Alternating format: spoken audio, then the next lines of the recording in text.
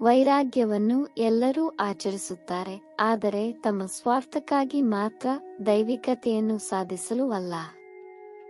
ಯಾರೂ ತಮ್ಮ ಭಕ್ತಿ ಅಥವಾ ಆರಾಧನೆಯನ್ನು ತಲುಪುವ ಉದ್ದೇಶದಿಂದ ಮಾತ್ರ ಸನ್ಯಾಸವನ್ನು ಆಚರಿಸುವುದಿಲ್ಲ.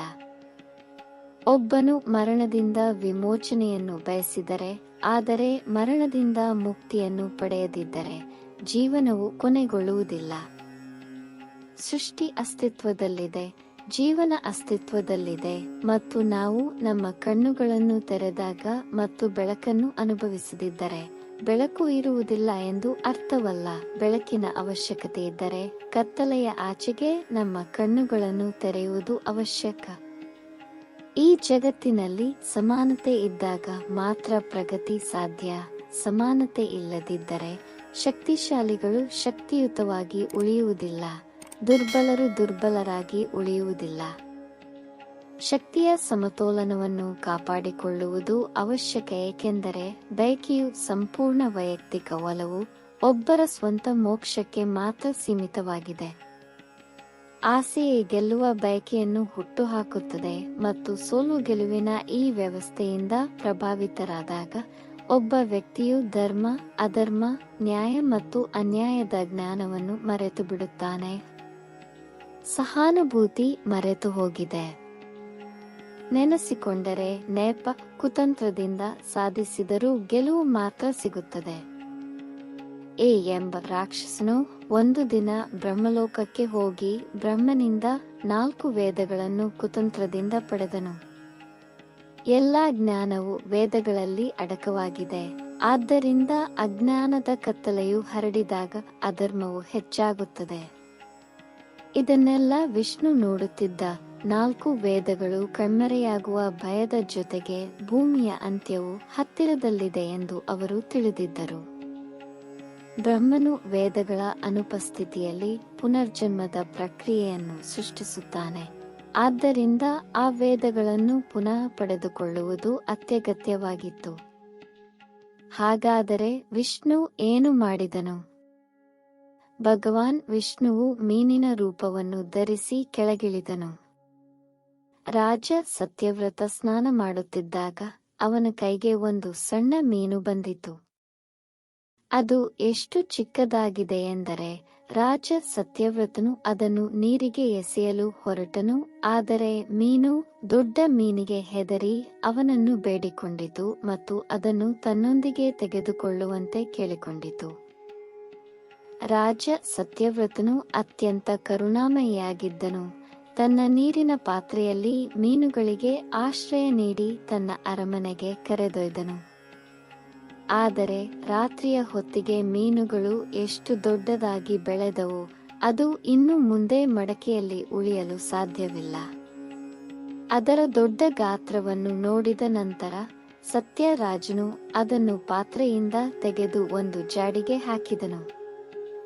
ಆದರೆ ಅದನ್ನು ಜಾರ್ಗೆ ಹಾಕಿದ ನಂತರ ಅದರ ಗಾತ್ರ ಮತ್ತೆ ಬೆಳೆಯಿತು.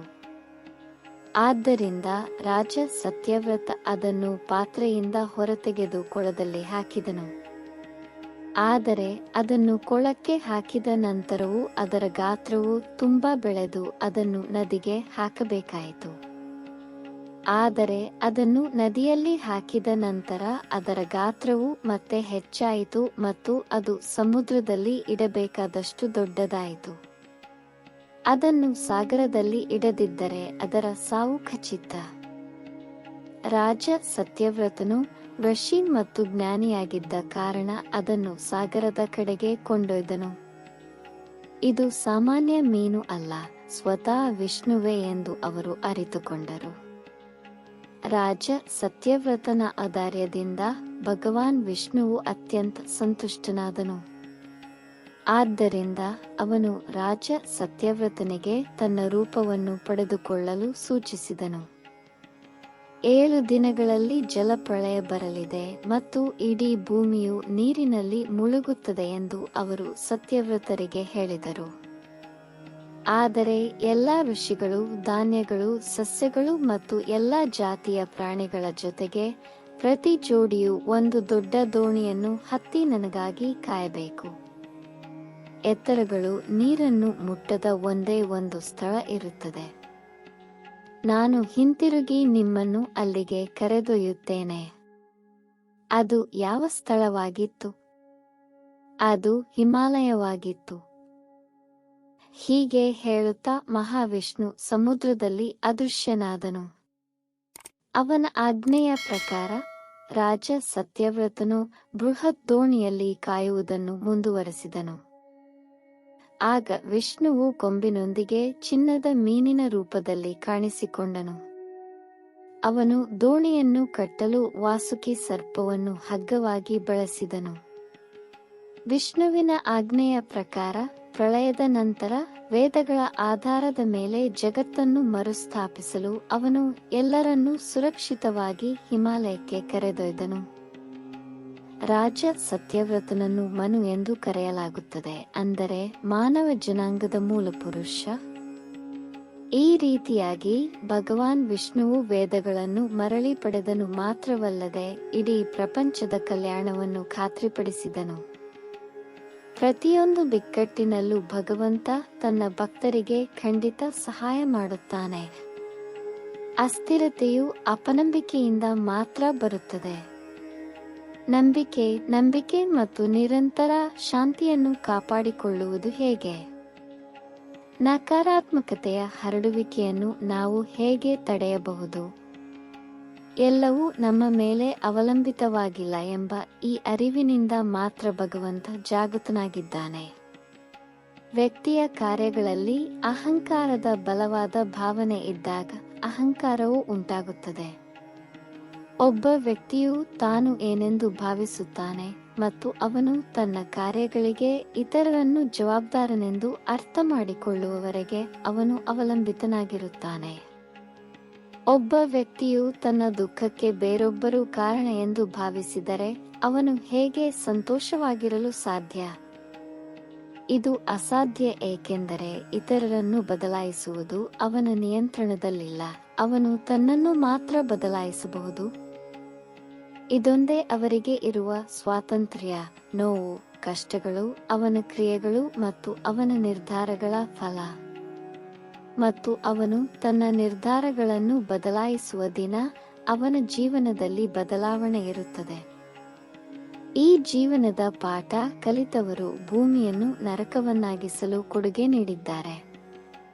ಅದಕ್ಕಾಗಿಯೇ ಹೆಚ್ಚಿನ ಜನರು ತಮ್ಮ ತಪ್ಪುಗಳನ್ನು, ಅವರ ನ್ಯೂನತೆಗಳನ್ನು ಮತ್ತು ಅವರ ಅರ್ಥಹೀನತೆಯನ್ನು ದೂಷಿಸುತ್ತಾರೆ. ಆ ನಡವಳಿಕೆಗಳು ದುಃಖವನ್ನು ಹುಟ್ಟುಹಾಕುವ ಪ್ರವೃತ್ತಿಗಳು ಎಂದು ಅವರು ತಿಳಿದಿರುವುದಿಲ್ಲ ಮತ್ತು ಅವರು ಏನನ್ನಾದರೂ ತಿಳಿದಿದ್ದಾರೆ ಎಂದು ತಮ್ಮ ಹೆಮ್ಮೆಯಲ್ಲಿ ಒಪ್ಪಿಕೊಳ್ಳುವುದಿಲ್ಲ. ಅಹಂಕಾರವು ಸರ್ವಶಕ್ತಿಯ ಭ್ರಮೆಯನ್ನು ಸೃಷ್ಟಿಸುತ್ತದೆ. ತಿಳಿಯದಿರುವುದನ್ನು ಒಪ್ಪಿಕೊಳ್ಳುವುದು ದೊಡ್ಡ ನಮ್ರತೆ ಮತ್ತು ಅದು ಶುದ್ಧತೆಯೂ ಹೌದು. ಜಗತ್ತಿನಲ್ಲಿ ಸಮತೋಲನವನ್ನು ಕಾಪಾಡಿಕೊಳ್ಳಲು ಶುದ್ಧತೆಯ, ಸಮೃದ್ಧತೆಯ ಅವಶ್ಯಕತೆಯಿದೆ. ಆದರೆ ಭಗವಂತನ ಪ್ರಕಾರ ಈ ಶುದ್ಧತೆಯ ಅಗತ್ಯ ಗುಣಲಕ್ಷಣಗಳು ಯಾವುವು? ಅನೇಕ ಇವೆ, ಆದರೆ ಈ ಸಂದರ್ಭಗಳಲ್ಲಿ ಅತ್ಯಂತ ಪ್ರಮುಖವಾದವು ಸತ್ವ, ಧನಾತ್ಮಕ ಶಕ್ತಿಯ ಅತ್ಯಂತ ಪವಿತ್ರ ರೂಪವಾಗಿದೆ. ಒಬ್ಬ ವ್ಯಕ್ತಿಯು ಒಮ್ಮೆ ಸುರಕ್ಷಿತವಾಗಿರಲು ಈ ಸತ್ವದ ಮೇಲಿನ ನಂಬಿಕೆ ಮಾತ್ರ ಸಾಕು. ಒಬ್ಬ ವ್ಯಕ್ತಿಯು ನಿರಂತರವಾಗಿ ನಂಬಿದರೆ ನಕಾರಾತ್ಮಕತೆಯನ್ನು ಯಾವಾಗಲೂ ಕೊಲ್ಲಿಯಲ್ಲಿ ಇರಿಸಲಾಗುತ್ತದೆ ಮತ್ತು ಸಮತೋಲನವನ್ನು ಕಾಪಾಡಿಕೊಳ್ಳಲಾಗುತ್ತದೆ. ಅಹಂಕಾರವು ಹಾನಿಕಾರಕವಾಗಿದೆ, ಆದರೆ ಅಹಂಕಾರವು ಶುದ್ಧತೆಗೆ ಮಾರಕವಾಗಿದೆ. ಎಲ್ಲಿ ಅಮೃತವೂ ಇಲ್ಲ, ವಿಷವೂ ಇಲ್ಲ, ಆನಂದವೂ ಇಲ್ಲ, ದುಃಖವೂ ಇಲ್ಲ, ಸ್ವರ್ಗವೂ ಇಲ್ಲ, ನರಕವೂ ಇಲ್ಲವೋ ಅಲ್ಲಿ ಪರಮ ಸುಖವಿದೆ. ಆ ಆನಂದದೆಡೆಗೆ ಇದು ಪಯಣ. ನಿಮ್ಮ ಪ್ರಯಾಣವು ಸಂತೋಷದ ಉಪಸ್ಥಿತಿಯಾಗಿದೆ. ಈ ಪ್ರಯಾಣವು ಉಪಸ್ಥಿತಿಯ ಸಂತೋಷವಾಗಿದೆ ಮತ್ತು ಈ ಪ್ರಯಾಣದಲ್ಲಿ ನಾನು ಪ್ರತಿ ಕ್ಷಣವೂ ನಿಮ್ಮೊಂದಿಗೆ ಇರುತ್ತೇನೆ. ನನ್ನನ್ನು ಹುಡುಕಬೇಡ, ಗುರುತಿಸಿ, ಅದು ನೀನು ಮಾತ್ರ. ನಾನು ನೀನು, ನೀನು ನಾನು. ನಾನು ಪ್ರತಿ ಅಂತ್ಯದ ಆರಂಭ ಮತ್ತು ಪ್ರತಿ ಅಂತ್ಯವು ಯಾವಾಗಲೂ ನನ್ನೊಂದಿಗೆ ಪ್ರಾರಂಭವಾಗುತ್ತದೆ. ಶಾಂತವಾಗಿ ಉಳಿಯುವ ಅದೇ ನೀರಿನಲ್ಲಿ ಚಂದ್ರನು ಪ್ರತಿಫಲಿಸುತ್ತದೆ. ಅಂತೆಯೇ ಸಮಸ್ಯೆ ಮನಸ್ಸಿನಲ್ಲಿದೆ. ಮನಸ್ಸು ಎಂದಿಗೂ ಶಾಂತವಾಗಿರುವುದಿಲ್ಲ. ಎಲ್ಲಿ ಶಾಂತಿ ಇಲ್ಲವೋ ಅಲ್ಲಿ ಏನೂ ಇರುವುದಿಲ್ಲ. ಸಮುದ್ರದ ಅಲೆಗಳಂತೆ ಆಲೋಚನೆಗಳು ನಿರಂತರವಾಗಿ ಮನಸ್ಸನ್ನು ಆಕ್ರಮಿಸುತ್ತವೆ. ಕೇಳಲು ಮತ್ತು ಅರ್ಥ ಮಾಡಿಕೊಳ್ಳಲು ಮನಸ್ಸು ಮೌನವಾಗಿರುವುದು ಅವಶ್ಯಕ. ಆದರೆ ಮನಸ್ಸಿಗೆ ಹೇಗೆ ಮೌನವಾಗಿರಬೇಕೆಂದು ತಿಳಿದಿಲ್ಲ. ಅದು ಎಡೆಬಿಡದೆ ಏನೇನೋ ಹೇಳುತ್ತಲೇ ಇರುತ್ತದೆ. ಪುನರಾವರ್ತಿತ ಪದಗಳ ಆಕ್ರಮಣವು ಮನಸ್ಸಿನ ಮೇಲೆ ಮುಂದುವರಿಯುತ್ತದೆ ಮತ್ತು ಈ ಆಕ್ರಮಣವು ಒಬ್ಬ ವ್ಯಕ್ತಿಯು ಎಂದಿಗೂ ಪದಗಳನ್ನು ಮೀರುವುದಿಲ್ಲ ಎಂಬುದಕ್ಕೆ ಕಾರಣವಾಗಿದೆ. ನೀವು ನಮ್ಮ ವಿಡಿಯೋವನ್ನು ಇಷ್ಟಪಟ್ಟರೆ ಇದನ್ನು ಲೈಕ್ ಮಾಡಿ ಮತ್ತು ಶೇರ್ ಮಾಡಿ. ಇಂತಹ ಹೆಚ್ಚಿನ ವಿಡಿಯೋಗಳಿಗಾಗಿ ನಮ್ಮ ಚಾನೆಲ್ಗೆ ಚಂದಾದಾರರಾಗಿ. ಮುಂದಿನ ವಿಡಿಯೋದಲ್ಲಿ ಭೇಟಿಯಾಗೋಣ. ಹರ ಹರ ಮಹಾದೇವ್.